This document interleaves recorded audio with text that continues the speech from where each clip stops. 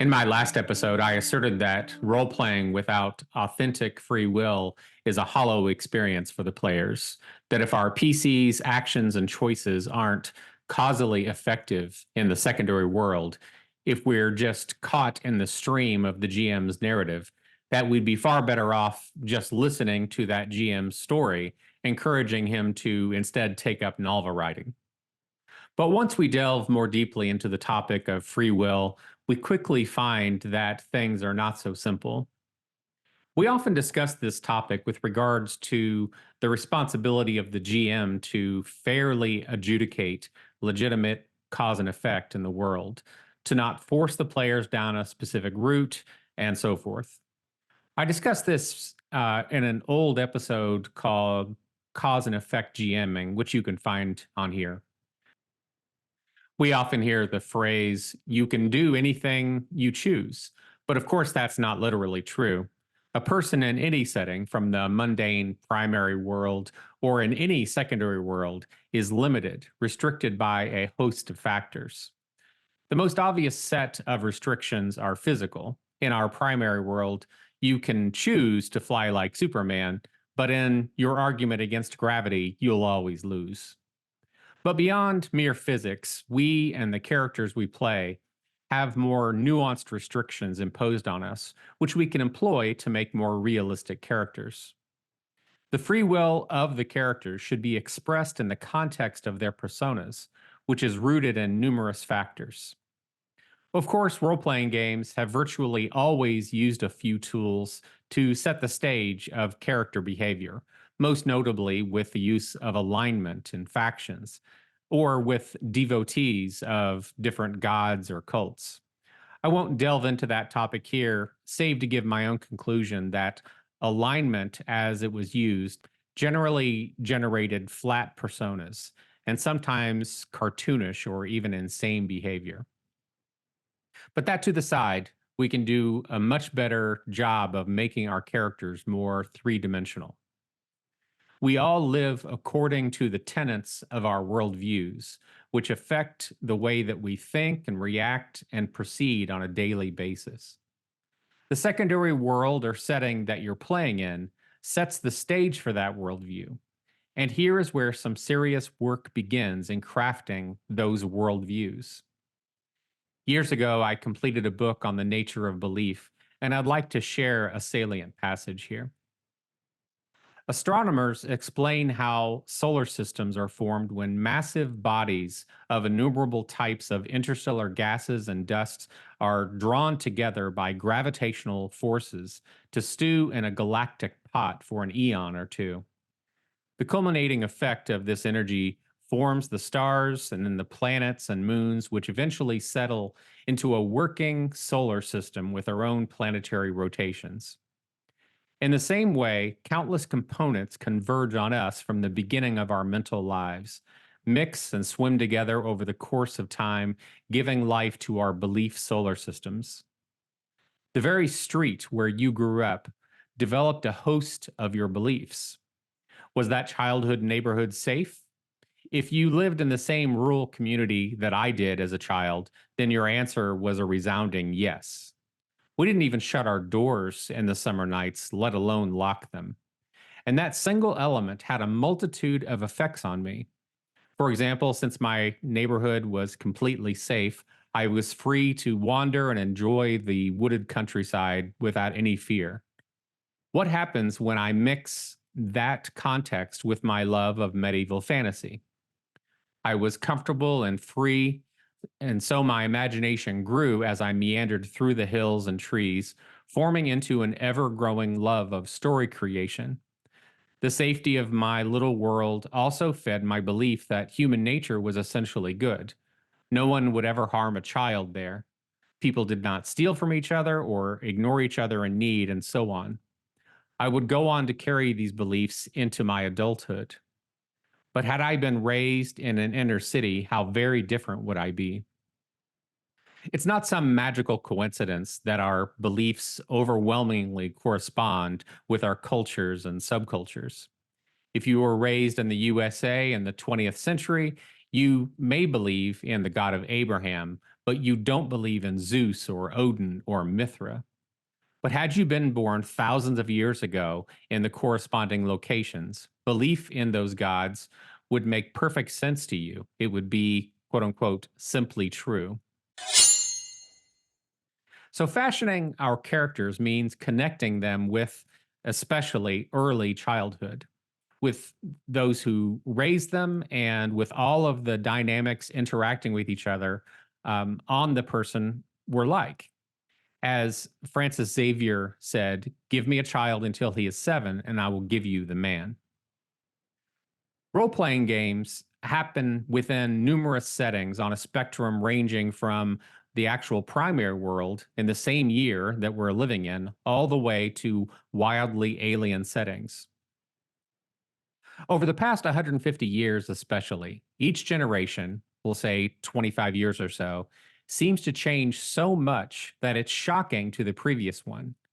Consider my generation, which was born without smartphones or the internet. This generated people with very different childhoods than children born after the internet dominated people's lives. Or consider life in your own country 100 years ago. Most people from 1924 would look on our societies with shock, perhaps disgust at our lives, at our technology, our moral, economic, and social status. But let's look at what happens when we make a far larger leap. What happens if we're playing in 13th century England? We must now make a radical departure from many of our presuppositions and embrace strange, what we would call antiquated, even insane worldviews. This goes even further if you're playing in a truly different secondary world, an alien fantasy or sci fi world. I myself am in love with the fantasy genre, especially with the subgenre I refer to as primeval fantasy, a world that resembles our own, ranging from the Neolithic up into the early Dark Ages in many regards. The people therein have what we would call a supernaturalist worldview. That is, they know that spirits and gods and demons and innumerable unnamed forces flow through the world, bringing pain or death or sometimes life and vigor. The world is deeply mysterious to them. It's uncharted, unconquered, and uncontrollable. These elements shape the worldviews of all the people therein. Therefore, the players contemplate this radically different world from our own, and they fashion their characters to be in alignment with it. This task of fashioning the worldviews of your characters with the settings that you're playing in might sound laborious, but it is enriching. It's deeply rewarding. We should observe the serious differences. For example, consider how those in the Star Trek universe react to gods versus in a fantasy setting. In Star Trek Next Generation, no one falls to their knees and starts worshiping Q or any of the other mega powered characters that they might encounter. But in a pre modern fantasy setting, Q would be worshipped as a god, and the natural reaction would be to either worship him or to just flee him. It would never be to argue with him or make light of him. Delving into these different characters with our own logically consistent worldviews helps the entire group feel transported into that other world. This is the otherworld immersion that I'm after, being a different person in an authentically different world. Each character's worldview is fashioned by their specific upbringing. Where precisely did they grow up? What were their homes like? Were they having to deal with dangers or other serious concerns on a regular basis? These are the shaping forces. They don't receive some kind of meta world knowledge when they are fashioning their characters. For example, in the fantasy subgenre that I love, if they are raised in a tiny village surrounded only by a handful of other small villages, they only know the kinds of things that those isolated communities believe. They would be taught about whatever mythology is common to them. What they believe about the monsters or spirits or gods would be rooted in each person's individual details. People are fashioned by all such factors, generating a context of being. This establishes the common boundaries of our behaviors and our beliefs. For example, I'm in the context of innumerable experiences leading up to this very moment. I'm free to do different things, even radically different things, but I would require some very strong motivation to do that. I could quit my job tomorrow. I could lose my home, all my possessions, and die of starvation on the street. My context, being one of good sense, if nothing else, makes such an insane move extremely unlikely. Incorporating an awareness of each character's worldview enriches our sessions by making the characters more relatable, more real. Caricatures in our sessions pull the feel of the game back into a two-dimensional world, a cardboard cutout instead of three-dimensional flesh and blood life. In role playing games, each character being rooted in their context is vital for preventing chaos in your sessions.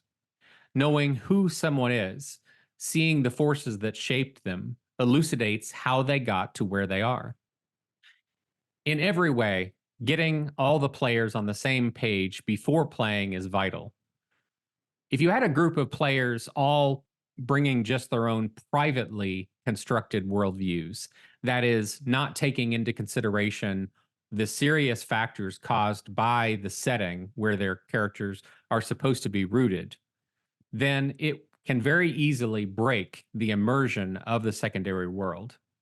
That is, if we're playing in my primeval fantasy setting and one of the PCs is holding on to a modernic, scientistic, atheistic worldview, then the rest of the group cannot maintain the illusion of delving into this radically different world of mysticism and mystery. So I believe that free will must be exercised within the confines of each character's worldview. Their behavior should flow from it, supported by the life experiences, notably childhood ones, that fashion them. For example, a PC who grew up in a peaceful Bronze Age farm surrounded by benevolent family and friends would not, without extraordinary circumstances, start behaving in a cold Machiavellian way. For example, letting some good people die or suffer to further their goals, all the way up to them deciding to torture and murder people. A player may say, well, it's my character and I want him to do this or that. Such a player is mistaken about the enterprise of role playing within a three-dimensional context. Again, free will is not about haphazardness. This is an incongruity which can be nipped in the bud before any sessions begin by everyone agreeing that they will be playing their characters consistently with all of their beliefs, from metaphysical all the way down to their own habits of human interactions. The characters in the secondary world should always be free to make meaningful choices, just as we can in our own lives. Being rooted in the context of each person is what generates their three dimensionality, which then enriches the group's experience, a communally generated otherworld immersion.